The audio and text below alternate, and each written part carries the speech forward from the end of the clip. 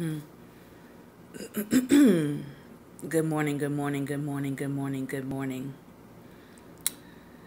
And welcome, welcome, welcome to Daring Dialogues. I am your host, Shantae Charles. Just want to sing a little bit to get us started on our morning. I have decided to follow Jesus. I have decided to follow Jesus. I have decided to follow Jesus. No turning back. Good morning. No turning back. The cross before us, the world behind us. The cross before us, the world behind us. The cross before us, the world behind us. No turning back, no turning back. So good morning, everyone. That was my anthem this morning as I got up to face another wonderful, beautiful day that God has made. And I just have to continue to remind myself that no matter what is happening in the world, we know that this is still the world that God made. We're still dealing with man's consequences for his disobedience, but this is still the world that God has made. And as long as we get up every single day, as long as our eyes open up to the new day, as long as we can do this, right? We have an opportunity to change something. We have an opportunity to inject and infuse light into darkness. All right? So that is my daily belief about this world. All right? I have my young man here who I tend to look at when I come into my space to do my teaching. This is my little Frederick Douglass card. And I have propped him up on my stand back here. So as I walk past, I get a constant reminder. A constant reminder that if you have chains, he's a chain breaker. And a part of that chain breaking has to do with this. Learning. And once we get our minds free, there's no telling what we can do, the places we can go, the person we can become as we free our minds. All right. So he is back here as my constant reminder every day. Shantae, go out and teach somebody. Shantae, go out and share truth. Shantae, go out and be a light. Shantae, be a mental abolitionist. All right. So as I was thinking about that this morning, I was thinking about there's so many avenues for Black people to learn or really to be entertained, right? And I like entertainment. I like it when it's educational, right? I like it when I get something from it. But I can probably name on two hands the number of people who are educating Black people. And so I want to be on that list. I want to be on the few. We might be few in number, but we're out here doing it. So I'm excited about that. Today, I want to reiterate some things as we continue to see these filmed incidences. I don't know if you all heard about the last two. All right. We know about the Starbucks one. We know about the Black teenager in Michigan that was shot at. But there was another incident in Starbucks, and I did share it on my Daring Dialogues page. Really, the Daring Dialogues Facebook page is curated news. So if you have not been over there, if you have not invited your friends, go over there, like the page, invite your friends to like the page, because what I do is I curate news so that you don't have to look through all of the stuff that's going through your timeline every day. All right. And usually I curate news that we have talked about on the show. All right, as kind of an additional resource for you to read or take a look at. But another Starbucks incident happened in Redondo, I think it is, Redondo Beach, California, where another man filmed that he was unable to use the restroom. And he filmed a white gentleman coming out of that same restroom who had not been given the same instructions that he had in order to use the restroom. And he filmed it. And of course, that now is going viral. Also, an incident happened in Macon, Georgia, which I did share onto my personal page. And then I shared some follow-up information and another video of it on my Daring Dialogues page.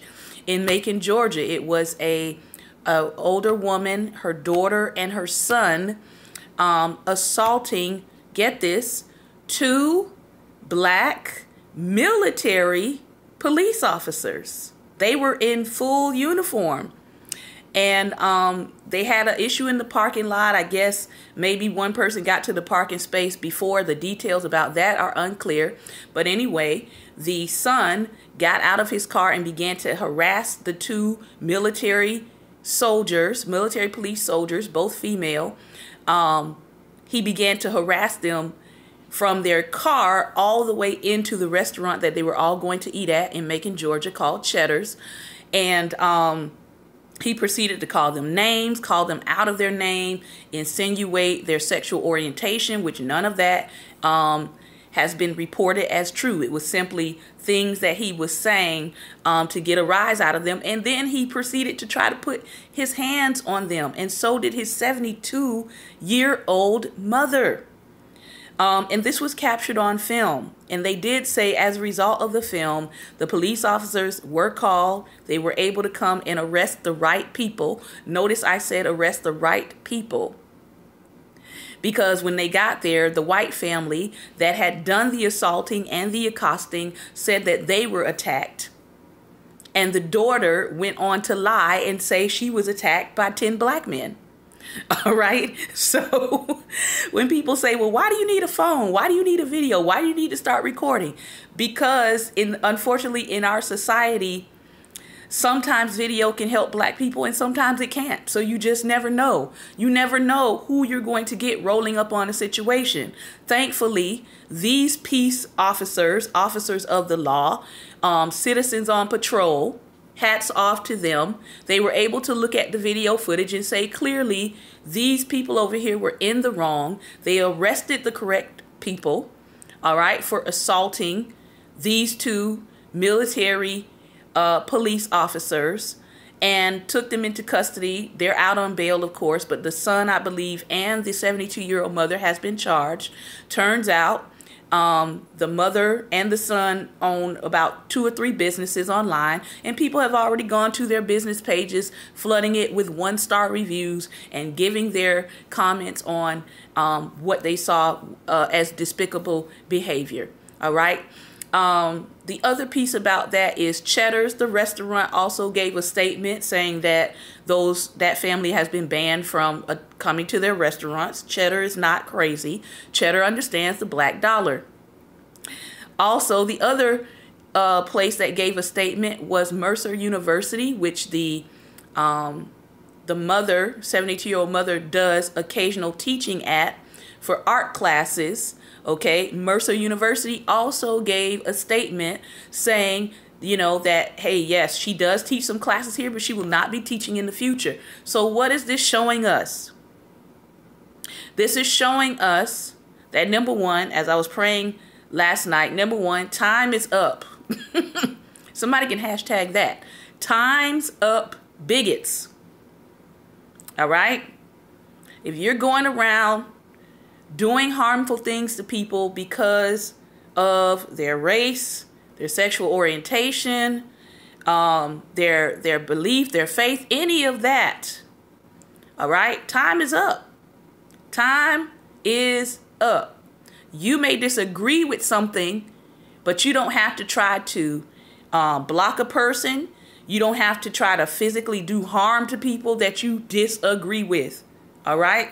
So the other thing I saw in that is that God is flipping America, just as he said and just as he promised.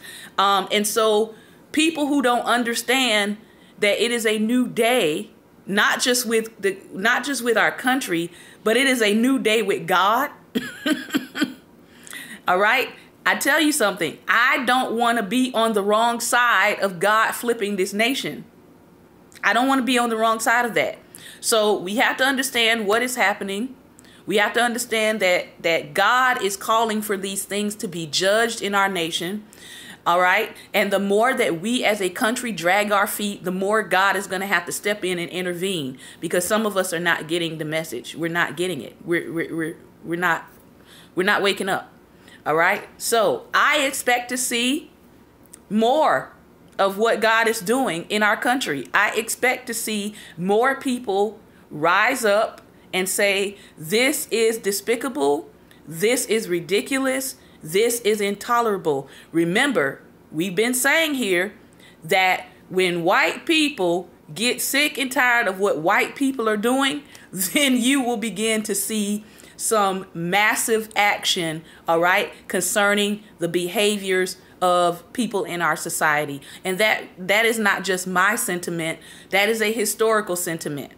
All right. Martin Luther King said the same thing. Yes, black people, we can do our part, right? We can make it known that we're being discriminated against. We can protest, et cetera, et cetera. But you have to remember, we make up 13% of the country, roughly. All right, give or take a percent. We make up about 13% of the country, which means it's going to take more than our voice in order to affect change, which means you should be looking for allies, which means you can't throw everybody into the trash can. All right, which means when we're talking about bigotry, we're talking about white people who live by and express bigotry. Not all white people do. All right. And on the flip side of that, we have some black people that can be very prejudiced and very bigoted. All right. They also need some checking too. Yeah. Good morning. So I want to reiterate something, because people keep saying about the gentlemen that were in Starbucks. People kept saying, well, they shouldn't have been there. I saw a lot of comments yesterday about, well, technically they were loitering. All right. Remember, where does that doctrine of loitering come from? Let's walk it back. Let's walk it back. Okay. From the book, History of the Black Dollar. Just want to reiterate, as you hear these conversations, this is why we need to understand that certain principles in our society are still lingering, okay? They're still lingering. Remember, Black Codes, 1821. The new Black Codes, it required blacks to appear before the mayor with documents signed by 3 white people vouching for their good character, proving their free status. Remember, they criminalized anything that felt like loitering. So after you got free, remember, in 1808, this is in DC, in 1808, the mayor and the aldermen set forth the first set of black codes. With these laws in place, it became illegal for Negroes or loose, idle, disorderly persons to be outside after 10 p.m. So that same spirit of, if you're idle or you're loose or you are black and you're standing in a space, or you're black and you're sitting and waiting, you're seen as idle. You're seen as up to no good.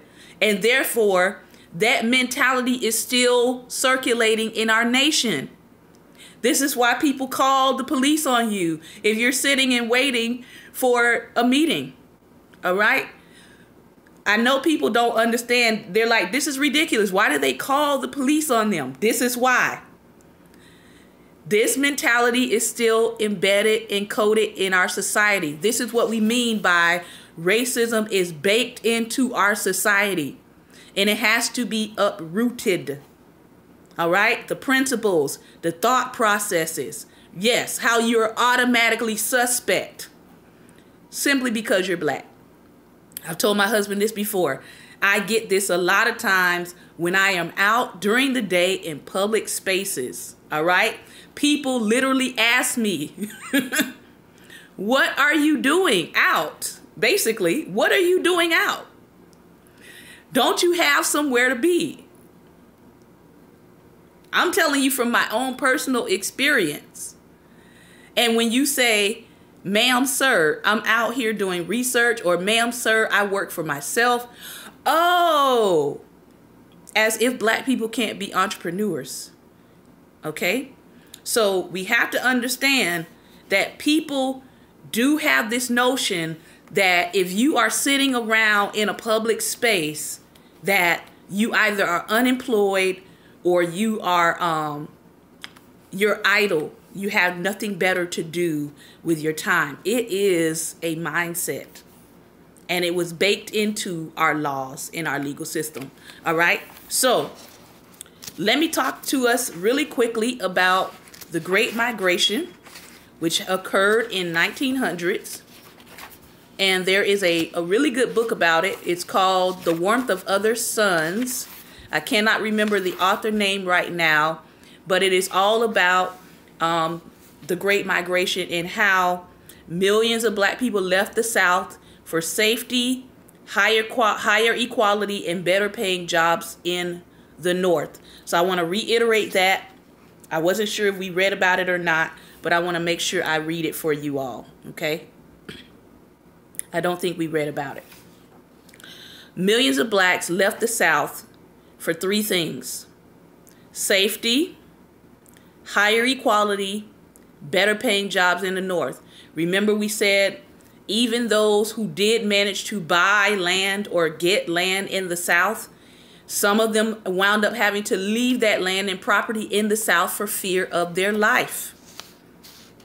There was a major geographical shift in the black population during the period known as the Great Migration from 1910 to 1970, where millions of blacks left the South for safety, higher equality, and better paying jobs in the North. Blacks were growing irritated by the injustices of the South and wanted greater opportunities. In the early 1900s, America became characterized by the Jim Crow laws that was starting to have an ironclad grip on the South. Segregation laws helped whites maintain their dominance over blacks.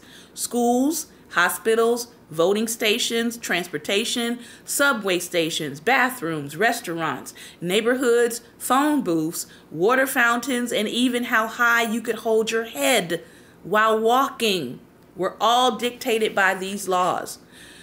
I still run across, to this day, I still run across people of color, black people who hold their head down when they're talking to you. All right? In my family, you couldn't do that. My grandmother would say, "Child, hold your head up. You have nothing to be ashamed of. You have no reason to be walking with your head down. Hold your head up, chin up, shoulders back, and get to walking." All right?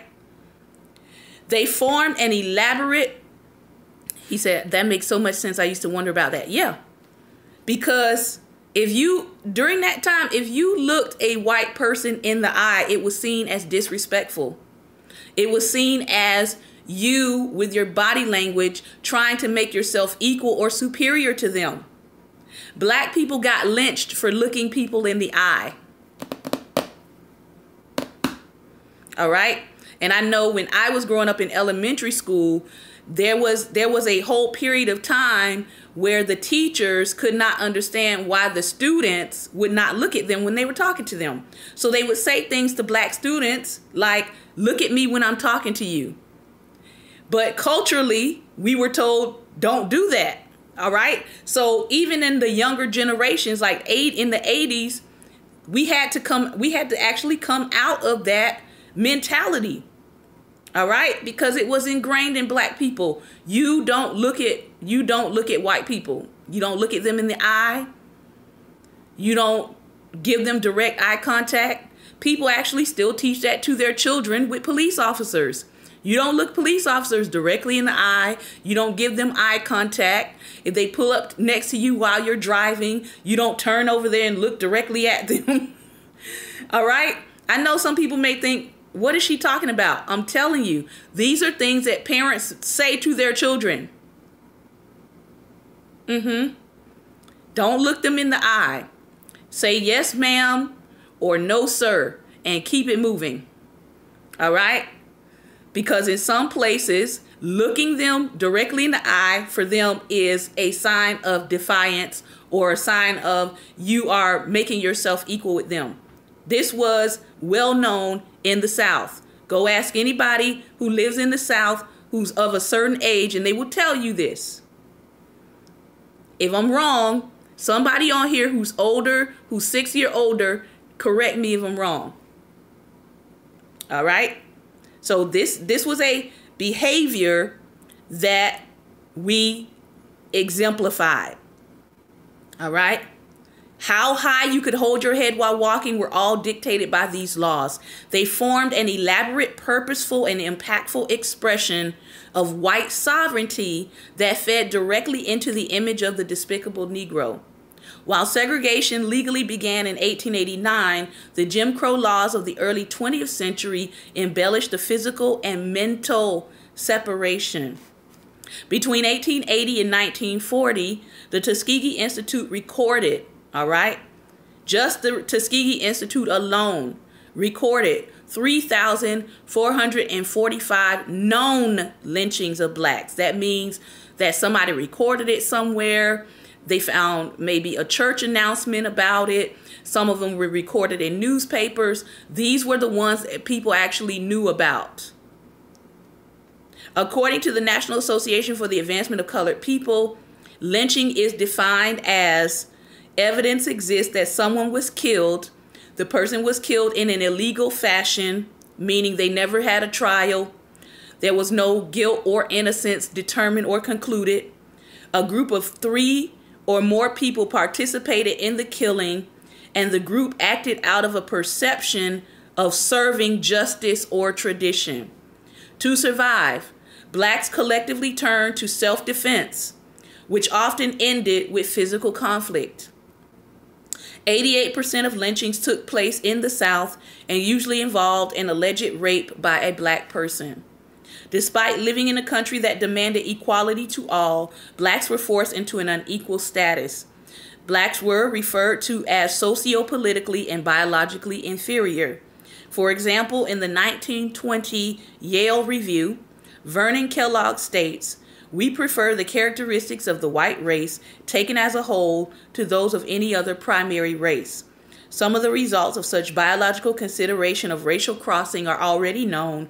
The white and black cross seems usually superior to the original black parent type, although inferior to the white parent type." So even back then, they were using this pseudoscience to say white people were the highest. If you mixed, the mulatto was higher than the black person. All right? Do you think we still have that attitude today? I would venture to say we do. In another example of 1906, President Theodore Roosevelt states in his memoirs that, quote, "The race cannot expect to get everything at once. It must learn to wait and bide its time, to prove itself worthy by showing its possession of perseverance, of thrift, of self-control." Mind you, he is saying that black people must show themselves civilized while uncivilized people are lynching and murdering them. I want you to think about that.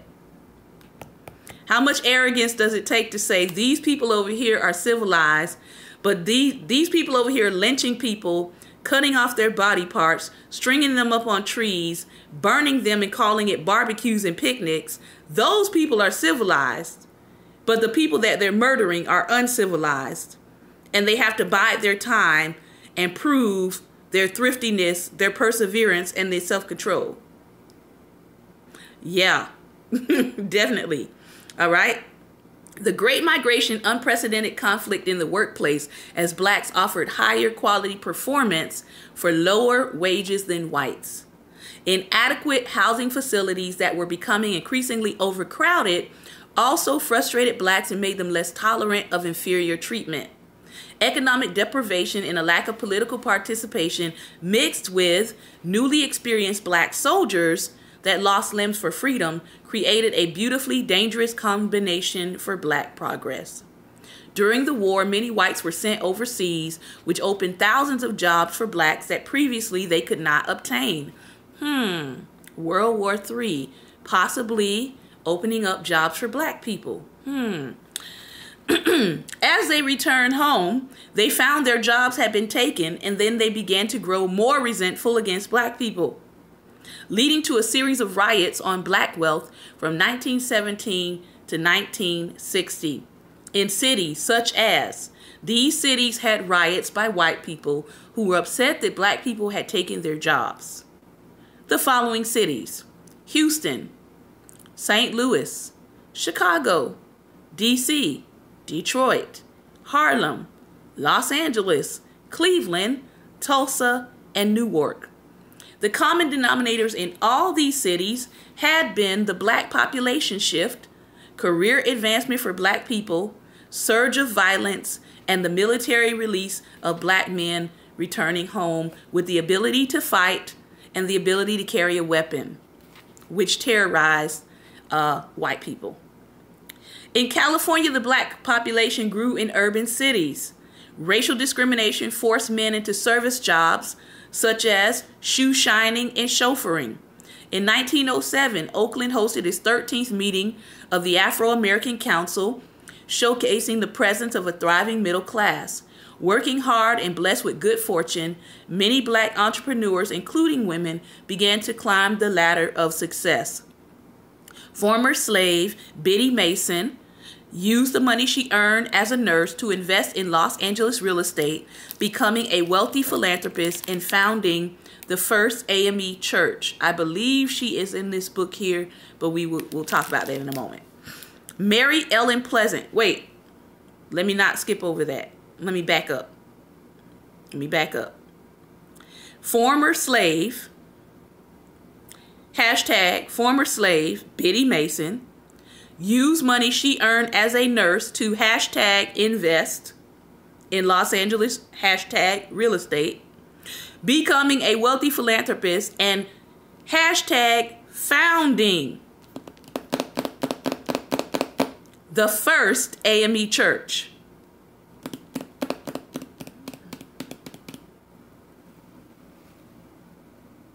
Okay. Just wanted to reiterate that. Mary Ellen Pleasant, another hashtag former slave, ran several businesses and restaurants in San Francisco using her hashtag resources to fight for civil rights. I made my point, right? Did I make my point? Since we're always talking about what the black church does and does not do. Okay. Many blacks moved to Los Angeles, finding housing in Little Tokyo's Bronzeville, a former Japanese American neighborhood. Most homes and apartments were left vacant from residents being incarcerated in internment camps. Because remember, we just finished learning about Japanese and Asian immigration as a whole, and that when they put them in these internment camps, they left all of their homes, all of their materials, their apartments, and all of that was confiscated. All right. Racist real estate policies, including restrictive covenants, limited their ability to move out of segregated urban neighborhoods. Yes, there were specific policies that said by covenant, it's very interesting that they would use that word. You make a covenant to shut people out. You make a covenant to say we're not going to rent to these groups of people. You make a covenant to say these people cannot cross this line. You make a covenant to say no matter who comes into this neighborhood, we are not going to sell our home to black people. That's how you hoard wealth. That's how you keep wealth within a certain group of people, and you keep passing it on within that group of people. They made covenants to do this. That government approved, by the way. All right.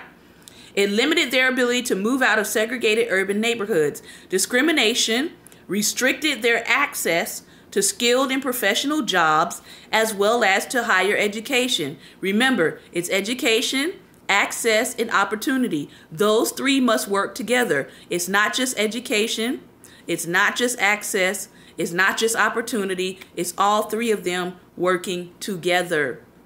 That equals progress. Having just returned home from fighting a war, Black veterans saw the fight for freedom at home ever more important. All right? Remember that. Not sure we're going to have time to get into it today, but if we don't, next week we will come back to talk about Black Wall Street. I want to reiterate this book here, Black Fortunes. It is the story of the first 6 African Americans who escaped slavery and became millionaires. All right? And let me read you the synopsis of the book for those of you who are interested in getting this book. Between 1830 and 1927, immediately following emancipation, there were 4,047 millionaires in the United States, and 6 of them were African American. Between 1830 and 1927, as the last generation of Black people born into slavery was reaching maturity, a small group of industrious, tenacious, and daring men and women broke new ground to attain the highest levels of financial success. And there she is. Mary Ellen Pleasant used her gold rush wealth to further the cause of abolitionist John Brown. Robert Reed Church became the largest landowner in Tennessee. Hannah Elias, the mistress of a New York City millionaire, used the property her lover gave her to build an empire in Harlem. Orphan and self-taught chemist Annie Turnbow Malone developed the first national brand of hair care products. Mississippi school teacher O.W. Gurley developed a piece of Toklahoma, developed a piece of Tulsa, Oklahoma, into a town for wealthy Black professionals and craftsmen that would become known as Black Wall Street. And he's actually in the book we're reading. Also, Madam C.J. Walker was given the title of America's first Black female millionaire, but she was not. She was the first, however, to flaunt and openly claim her wealth, a dangerous and revolutionary act. Nearly all of the unforgettable personalities in this collection were often attacked, demonized, or swindled out of their wealth. Black Fortunes illuminates, as never before, the birth of the Black business titan. So we're going to have fun reading this shortly. Also, I want to point out to you, this book is actually now being made into a movie. You can look that up. I forget who is over the production, but Prince of Darkness. All right, the untold story of Jeremiah G. Hamilton, Wall Street's first Black millionaire. All right, so you can screenshot this. I'll put it up, keep it up for a moment. I want to talk to you about 2 other books I have found recently that I'm going to be previewing and seeing if we're going to add it to our reading for season 4. Also want to remind you that at episode 50, we'll be having our next giveaway. And this quarter, if you are a part of the We Dare Squad, you will be getting something again this quarter from me, specifically for the We Dare Squad. So, 2 other books before we go back into our talk on immigration that I am previewing now is called Everything You Love Will Burn. Newly released by Vegas Tenold. And it says, Inside the Rebirth of White Nationalism in America. Season 4, boy. Lord help me. Because I'm going in. I'm going in on everything. All right? So pray for me. And here's another one that we're looking at for season 4. Armed in America. Armed in America. You know, we've had so much talk lately about the Second Amendment. I said, we need to investigate this a little bit more. So this book, Armed in America, is by Patrick Charles. Good name, that, Charles. A history of gun rights from colonial militias to conceal carry. How did we get to where we are now? How did we get to where we are now? There's a lot of argument around this, and there's a lot of discussion around it. So we're going to look at the history in detail. All right. So those are the two books that I'm previewing for season 4. Just wanted to give you a heads up for those of you who like to order ahead of time. All right. Immigration. South of our border, Latin American immigrants. Latin American immigrants. In the 1980s, Jorge and Sarah Garcia brought their 12-year-old daughter, Vanessa, and their 11-year-old daughter, Paola, from Bolivia. We just had 2 armed rallies at the Capitol recently, one for guns and one against. Yes, I saw that. I saw both of them. Yep. Recently, I think it was this past weekend, there was a couple of gun rights rallies across the nation. And I believe I remember seeing something about Florida being a part of that. So this particular group that we're about to read about, they traveled from Bolivia to the United States. They worked hard. Jorge traveled on long bus rides to take jobs as a commercial painter away from his home for days at a time. Their goal was for their daughters to have a better life than they had in Bolivia. The girls, too, were encouraged to work hard. Some Americans don't see the opportunities they have here.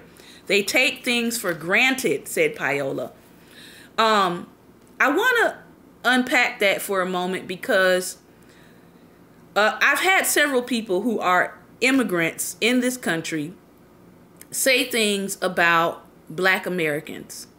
One of them is they don't see the opportunities they have here, which they just wrote in this book.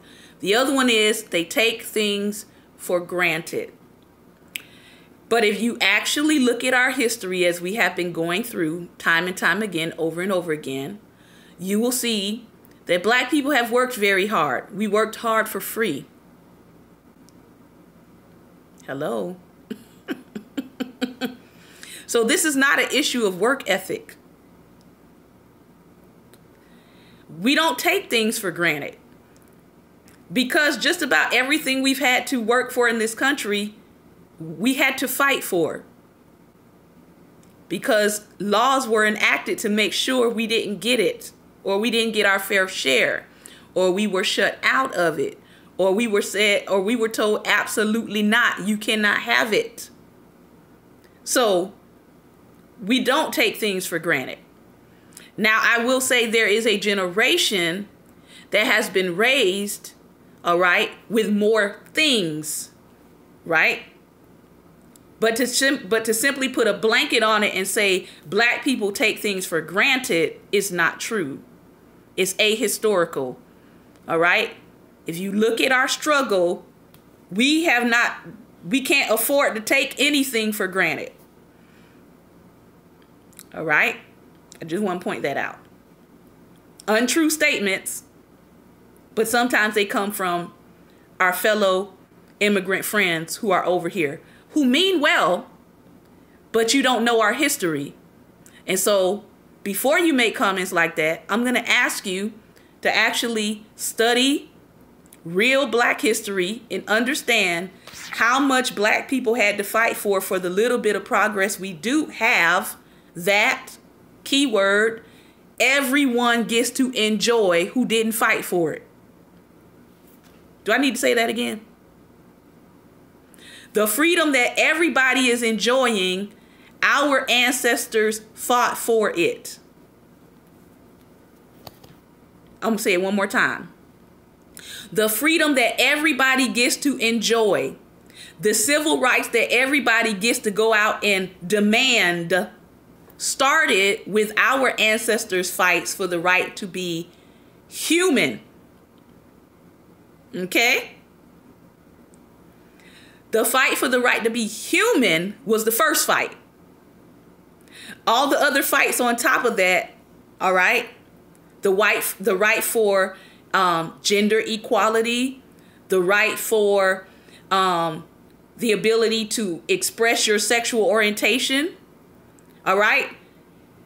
that right that you're fighting for is on the foundation of my ancestors' fight for the right to be seen as human and not 3/5 of a person. All right? So please respect the foundation upon which you stand. Clearly, y'all can tell this is a passionate subject, so let me calm down. Let me calm down.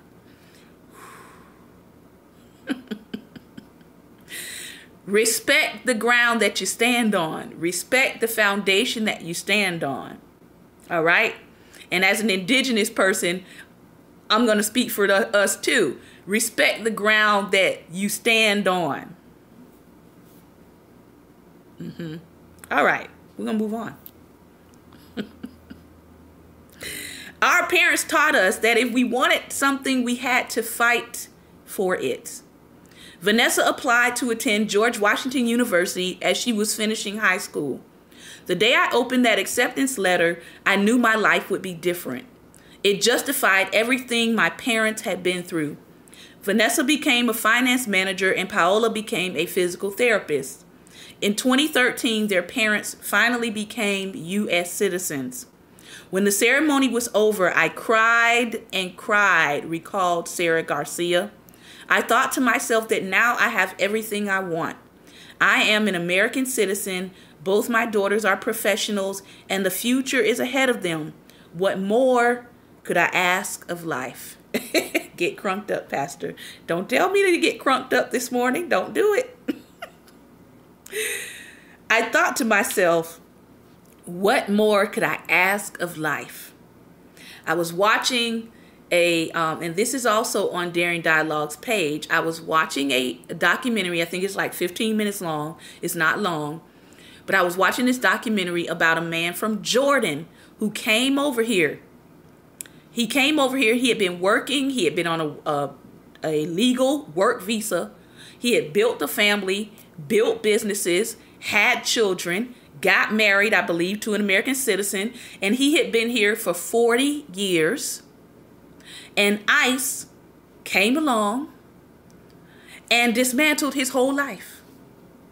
And I was watching that video, and as his wife began to talk about how they had given him a date to leave the country, and they had set things up, and they were going to leave the country, and he was going to have an opportunity to say goodbye to his family and friends. It was going to be all respectable. But then ICE called and said, oh, no, you don't have to leave the country. And then they gave him another date. And at that date, they said, oh, we're gonna have you come in and we're going to talk to you. We're going to figure things out. Well, at that next date that they gave him, they actually arrested him like a common criminal, like an animal, and literally just took him away from his family. Like they went there for a meeting, but it was really an ambush for them to make a point or probably to make an example out of him. And it was a sad case.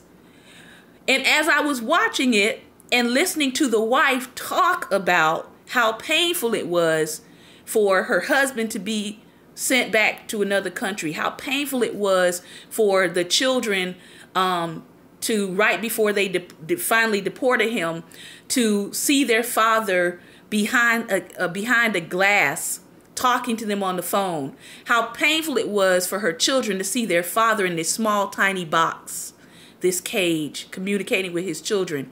How painful it was for her family to be torn apart, snatched apart, ripped apart, treated like inhumane. Her husband treated like an animal, she said. The only thing, as I would watch that, the thing that kept running through my head was, welcome to life in America for Black people. Like, welcome to understanding what our ancestors went through.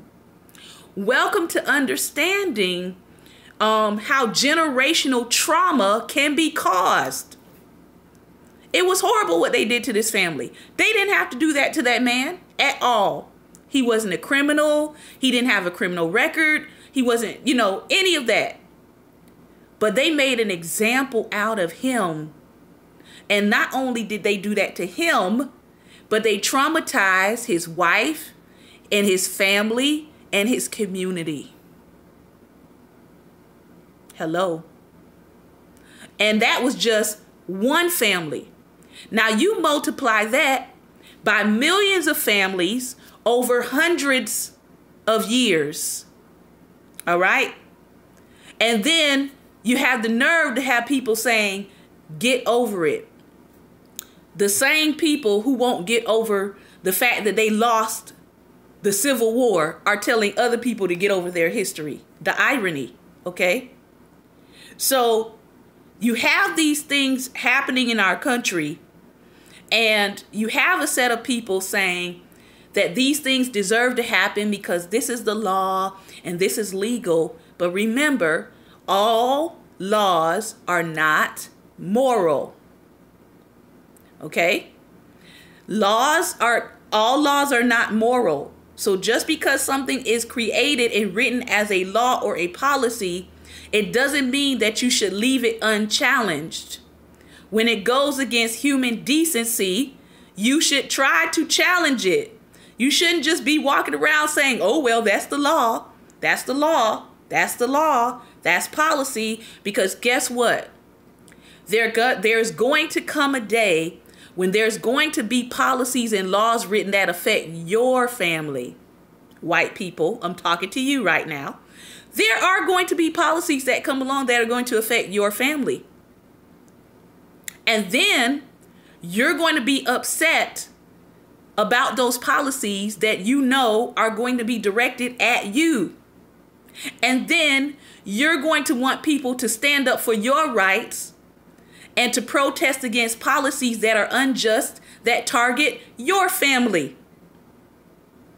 And unfortunately, I have a very strong premonition about this, that should that happen, there are going to be a lot of people who are going to look at you and say, where were you when other people were asking you to stand up for their rights? Where were you when other people were trying to get you to see that these policies were unjust? Where were you when we were out protesting, writing, calling our local representatives to get these things changed? Was your attitude oh, well, we should just go along with it because it's just policy? All right. So we have to think beyond ourselves. We have to think about, are the laws and are the policies that are being put in place, are they morally right? Even Starbucks recognizes that. The Starbucks CEO said, I can't just blame the manager for what happened. I have to look at the policies that we put in place. Because as I put on my page last night, policies allow bigotry, all right, to operate, or policies allow bias to operate. How you write a policy can allow a racist to, how can I put it? What's the word I'm looking for? It can allow a racist to use your policy in order to operate in their bias and still say, well, that's policy. All right. So yes, hats off for the CEO who recognized that I got to change my policy, because if I don't change my policy, this can happen again. All right. The culture of Starbucks is, it's a welcoming place. It's a community place. It's a place they want people to come in and hang out in and do business. Go read their statements about their company. That's the culture that they want to create. Now they realize they have policy that is at odds with the culture of their company. All right. And when you realize your policies are at odds with the culture you're trying to create, then that means you have to adjust your policy. All right. So that was a little tip for those of you in human resources, and those of you who train, and those of you who do diversity training with CEOs. All right. You can put together a course called Policy and Culture. They must align. All right, to get the expected results that you want for your company. So once we realize that policies are not just in place to keep order, but once we realize that that policy that's keeping order is creating bias against a certain group of people, it is okay as a leader to say, you know what, this is a jacked up policy. Let's change it. Let's fix it. Let's scrap it. Let's meet with the stakeholders, right? Let's meet with the community. Let's meet with the police officers. Let's meet with the black men that were terrorized through this policy, and let's fix it. That's called integrity in business, by the way. Like European and Asian immigrants before them, the Garcias expected that life in the United States would be difficult, but also worth all the sacrifices they made. They are Hispanics, people who come from the countries that were once Spanish colonies in the New World, including Mexico, most of Central America, and parts of South America and the Caribbean. They are known as Latinos because they come from Latin America. They speak Spanish, and their culture is a mix of Spanish and Native American traditions. Native Americans, including the Inca and the Maya, lived in South as well as North America. Brazilians who speak Portuguese are also considered Latinos, but not Hispanics. Although Americans tend to group Hispanics together, Mexicans, Colombians, Puerto Ricans, Cubans, and others from Latin America come from different cultures with different histories and different traditions. It is only because they speak Spanish that they are classed together. For some Americans today, the fact that Latin American immigrants continue to speak Spanish makes them seem unable to assimilate and unwelcome in the United States. Now, I am from South Florida, born and bred, South Miami, 305, etc., etc. And there is a lot of issue around this. It's definitely gotten better in the last, I would say, decade, but there are still lots of issues around this, with people saying things like speak English, speak plain English, speak American. What is speak American? There's no such thing, people. Don't go around telling people to speak American, all right? Speak English, speak Spanish, right? It's not speak American. But if you see some of these videos where people are telling people to go back to their own country, they're actually in the video saying speak American. Latinos experience a great deal of discrimination, just as African Americans, Asians, and Southern and Eastern Europeans have. They do. Yet when polled, they continue to have more faith in the American dream of personal struggle and success for their children than many whites. Latinos are at the center of a debate about whether they should be allowed to settle here and or become citizens, because many of them entered the United States illegally. All right? Or they entered, better term, they entered undocumented. Because when people say illegal aliens, no one is an alien. And human beings aren't illegal. They're undocumented. All right? This means that they did not apply for visas. Visas are documents that let them stay in the United States for a period of time, but not permanently. For example, to visit family, to study at a college, or to be a tourist. Actually, not just Latinos, but people from many countries stay in the United States illegally, often by simply not leaving when their visitor or student visas expire. All right? I knew some African students who did that. They were here after their visa expired.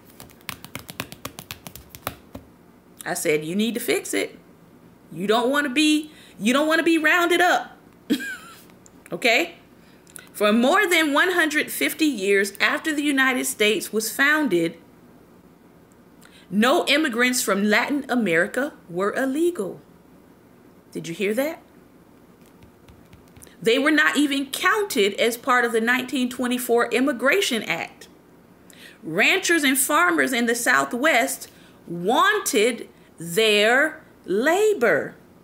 So when I see all of my fellow my conservative friends, all right, talk about legality, let's go back to history. History says they were wanted here.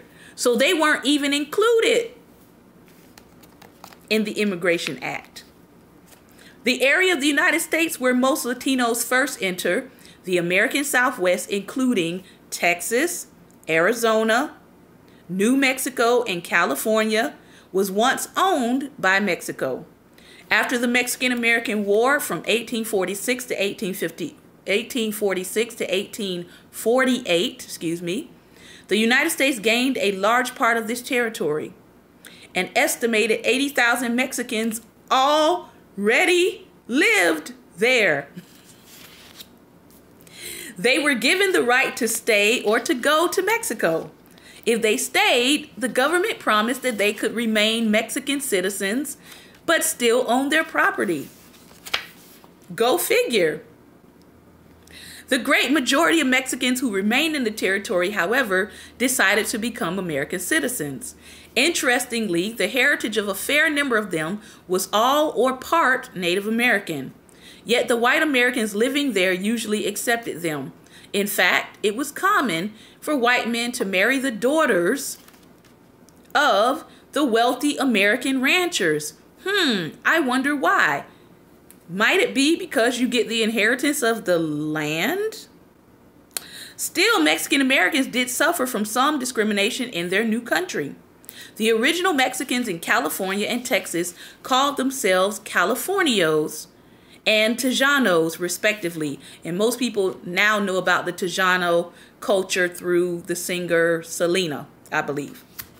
Now Mexicans living in the United States are known as Chicanos. Before the 1960s, most Latino immigrants were from Mexico. Some Chicanos came to settle, some came for seasonal work. They moved easily back and forth across the border until World War II. In 1910, when the Mexican Revolution began, there was a surge of immigrants who fled war and economic hardship. Fighting continued until 1924. Between 1910 and 1929, some 700,000 Mexicans immigrated to the United States. How did they enter? They could cross on land border. They could cross the land border on foot, by car, or on a train. If they passed through an inspection station, they could be let in or turned away by customs officials. Mexicans crossing the Rio Grande used bridges or ferries. In the early 20th century, immigrants were inspected not only by customs, but also by immigration inspectors. The cities and towns on the border where U.S. officials check Mexicans and other Latinos are called ports of entry. By the 1920s, there were already at least 24 legal ports on land to check people coming to the United States from Mexico. By 2014, there were 47 ports of entry on land in California, New Mexico, Arizona, and Texas. The busiest port of entry in the world is at San Ysidro, California, where people cross from Tijuana, Mexico, into San Diego. Many Americans also cross from San Diego to Tijuana to visit Mexico. El Paso, Texas has many ports of entry to different parts of the city as well. Immigrants can also arrive by ship and since the 1950s fly into airports where they have to pass customs and immigration inspections. But there are miles and miles of land and river crossings where there are no inspection stations. Ernesto Galarza was 8 years old when his family left central Mexico for Sacramento, California in 1910 to escape the effects of revolution. They lived in the poorest part of town. Lower Sacramento was the quarter that people who made money moved away from. So, when we come back next week, we will continue this discussion about Latino immigration, and we're going to pick up with the discussion about Mexico and Latino immigration. I want to show you this picture as we end today, and this is kind of showing you, it's an aerial photo that shows the U.S.-Mexican border port of entry at San Ysidro, California. All streets and roads and terrain on both sides of the border are visible. All right, so there it is. You got Baja, California, San Ysidro, and there's your border. All right, so why are we talking about this? We're actually halfway through this book. But why are we talking about this? Because we need to understand the history that America has with different countries when it comes to immigration. We need to understand that we have had good relations with some countries, not so good relations with other countries, right? We gave favoritism to the European nations coming in. And so when you see these things repeating in history, you have a foundation, you have a background for what is happening. So we need not to act like all Mexicans were criminals. They're sending the worst criminals to us. No, historically, we wanted Mexican immigrants. Historically, we wanted them to work the land and farm. Historically, they're still in present day, they're still very good at it. While a lot of people have become quite industrialized, and you put them in a farm, they wouldn't know what to do. They wouldn't know how to do it. All right. And now we find that because of all of the immigration scares going on, now we have food that could feed people being left to rot. Why is it being left to rot? Because there's nobody to work. Or let me say it this way, there are fewer people to work and farm the land. There are fewer people to bring in the harvest. So now food is just rotting. All right, go look it up. Anything I've told you today, you can look it up and find some record of it. All right. I want to thank you today for your time and attention. It is tax day. For those of you all who have to get those taxes turned in, make sure that you get there and make sure your taxes are postmarked by today. All right. Just thought I'd put that plug in. Remember, light is the most daring opposition. So go out today and be light. Thank you again for your time and attention. I hope I have shared something today that was helpful, that will open your mind, that will get you thinking about your fellow human beings.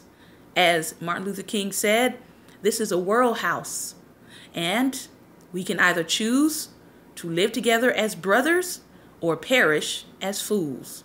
I don't know about you, but I want to live in peace. All right? I want to have the ability to believe what I believe. I want to have the ability to live in peace. I want to have the ability to be respected as a human being. And guess what? That starts with me. I can't talk about how anybody else treats people. I got to start with me first. So I encourage you to do the same. Think about how you're treating people in your life. Think about how you're treating people that don't look like you, that don't talk like you, that don't have your same accent, that don't come from where you come from. All right? Think about that today and be light. All right? Thank you again for your time and attention. Take care and God bless.